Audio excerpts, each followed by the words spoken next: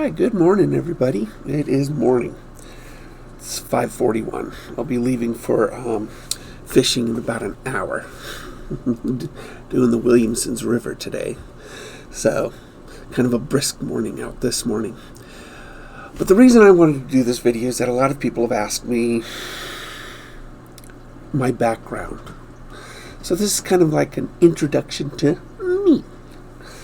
So, let me see. Where do I start?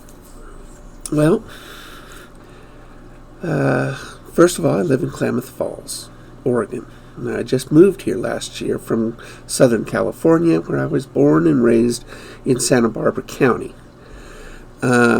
Spent a lot of my life in the San Joaquin Valley, which is Fresno, Modesto, even Sacramento. So I'm a California boy.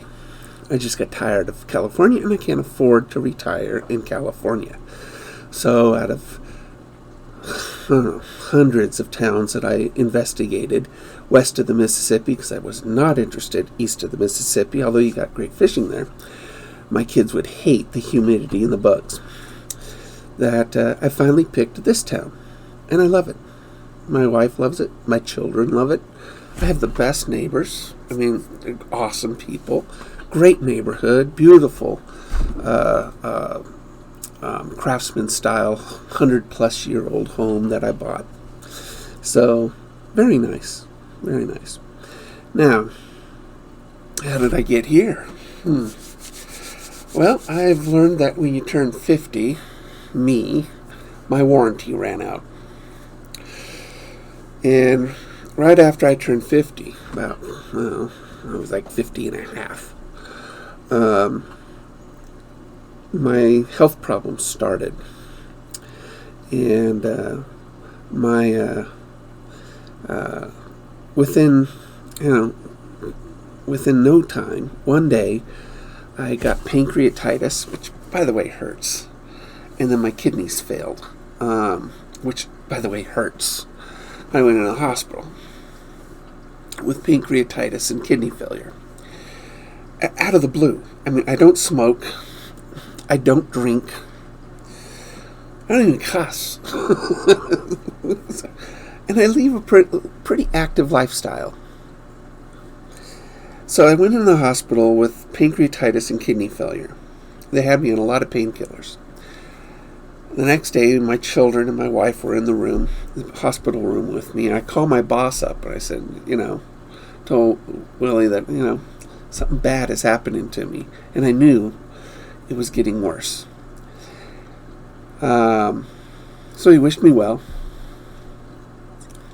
And within a couple hours after that, I stopped breathing.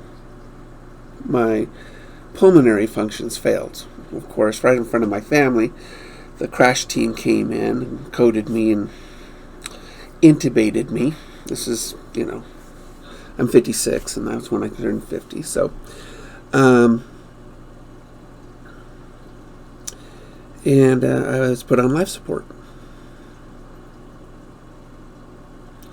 I woke up in another room, briefly. They restrain you to the bed. They restrain you in order to keep you from instinctively to pull out the breathing apparatus.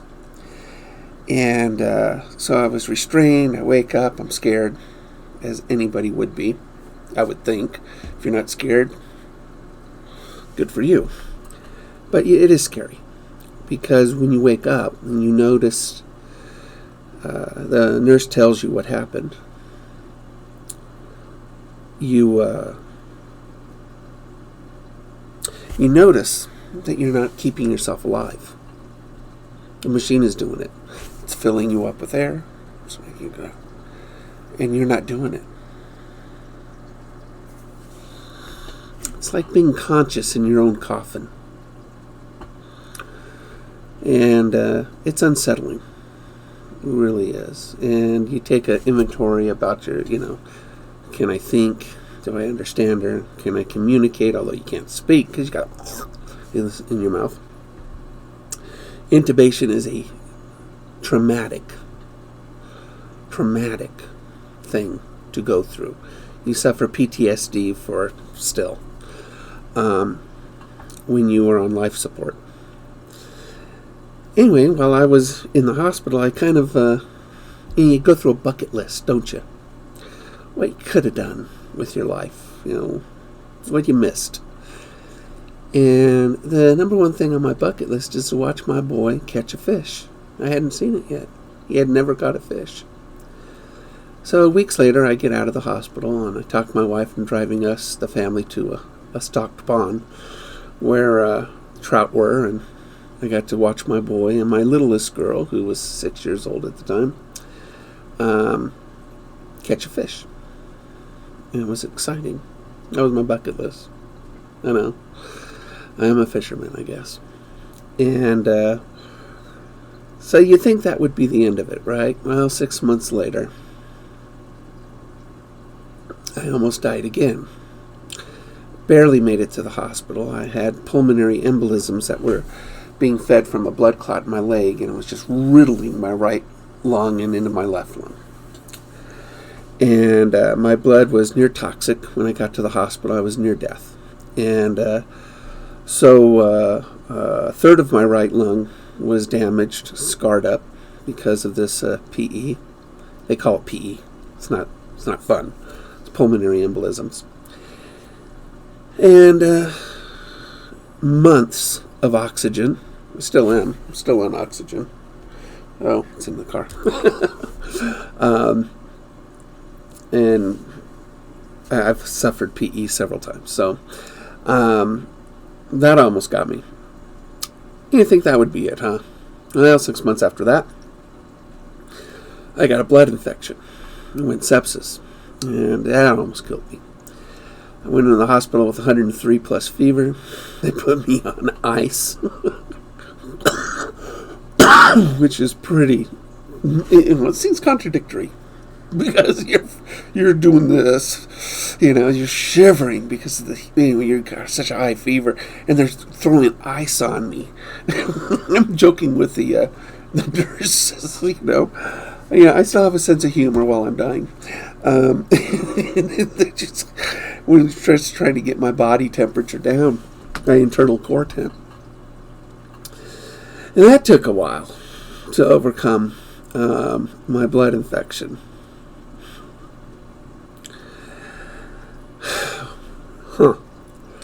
Not even a year later, I got a blood clot in my pons, which is, here's your brain, here's your brain stem or your spine, and then it's the funnel that attaches your brain to your spinal cord, and I got a blood clot in it, big one. And what ended up happening is that because it restricted blood to my brain, I started suffering paralysis and seizures a lot. Several times a week. Almost, portions of my body almost permanently paralyzed. Doctors were going crazy because you can't get... we couldn't do anything about this blood clot. Anything in this area is extremely dangerous to operate on, and I don't do good with operations. So what ended up happening is that we had to wait it out, and I still have problems. I still have problems with my balance, and when I have to think and get nervous, I stutter. Speech aphasia kicks in. So what I ended up happening, the brain's a miracle. This clot, other vessels started to grow around it, and in about 7 months, blood pathways started to be reestablished in my brain.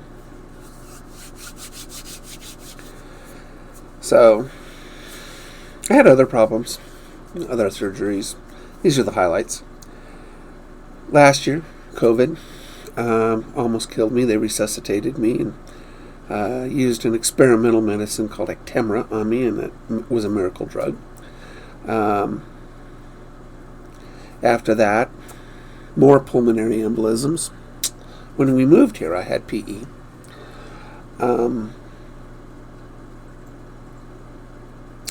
So my career was over.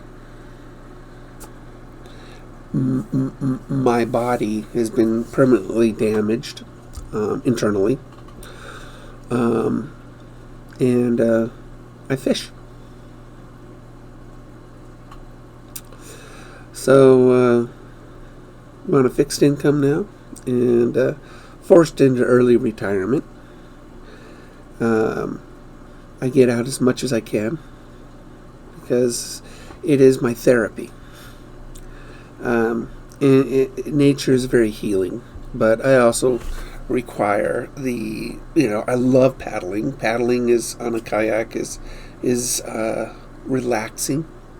Also, it is a form of exercise, and I enjoy it. I love fishing. I love bird watching. Two big things you do in Klamath Falls: fish and bird watch, and make friends. Lots of friends. I always make friends. So that, and I have 3 kids. My wife, been married over 34 years. I've put them through the mill the last 6 years. They don't deserve watching me die almost 4 times. 4 times. 4 times. I've been near death, or resuscitated, or on life support. They don't deserve that. But they do deserve a husband and a father. And so you just keep fighting back. And hoping that their trauma will end with mine in a good way. But anyway, that's a little bit about me. The reason I have the YouTube channel, people have asked me, is it's just simply to share. It's kind of I wrote a autobiography for my kids, just in case something bad happened to me. And imagine when I was on life support the first time that my 6-year-old would barely remember her father. She needed to know something about me, so I had written this autobiography after my mother died. And I wanted my kids to know who their dad was, and all the fun stuff. I mean, growing up was so much fun. Life was different in my generation. I'm the last of the young ones of the baby boomers. And we were different. We didn't have electronics. We didn't have calculators. We didn't have computers. We didn't have any of that stuff. So we went outside and we played. We were adventurers. We thought we were G.I. Joe. We thought we were Bruce Lee. We thought we were Evel Knievel. Our imaginations went crazy. And we lived them through adventures outdoors. Nowadays, people live through them. They do this. They do this. No fun. It's not as much fun. But anyway, I wanted you guys to sort of get to know me. I want to thank you guys for supporting the channel. One of the reasons I also started this channel was hoping as it grew, there'd be some income and that we could supplement my income with that. And if something does happen to me, then there'll be some residual income, maybe, for a while, for my wife. So, that's that. Anyway, I always have a positive attitude. I always laugh. I always make friends. Life's too short not to enjoy the day and not to make a new friend. Love people. People make life better. They just do. Go to a vacation spot. I don't care how pretty the city is. Hong Kong. Been to Hong Kong. Hong Kong's beautiful. Cool city. People there that live there stink. I'm sorry if you live in Hong Kong. But they're typically fairly rude. They're condescending. And not as much fun as you would find in Taipei. in Taiwan. I love Taiwan. It's my favorite country because the people are so nice. It's not as pretty. It's not as clean. They've got scooters on the street by the thousands. In Hong Kong, they don't allow scooters in town. And so it's kind of a weird Asian city. We're not seeing scooters. You do see Ferraris, Lamborghinis, and McLarens and stuff like that. It was a pretty rich city. But people make the difference. They just do. That's why we subscribe to channels, because we like the people doing the channels. And we love to go fishing with them. We're just doing something with them. I have subscribers that I have 2 subscribers I fish with, and I enjoy doing it. And it's just fun. So anyway, thank you. I really appreciate your support. So I hope I didn't depress you, but through adversity, you do find endurance in new relationships. It's not too bad. So I wouldn't want to repeat the last 6 years, but I wouldn't trade them in either. So you guys take care. We'll see you out on the water.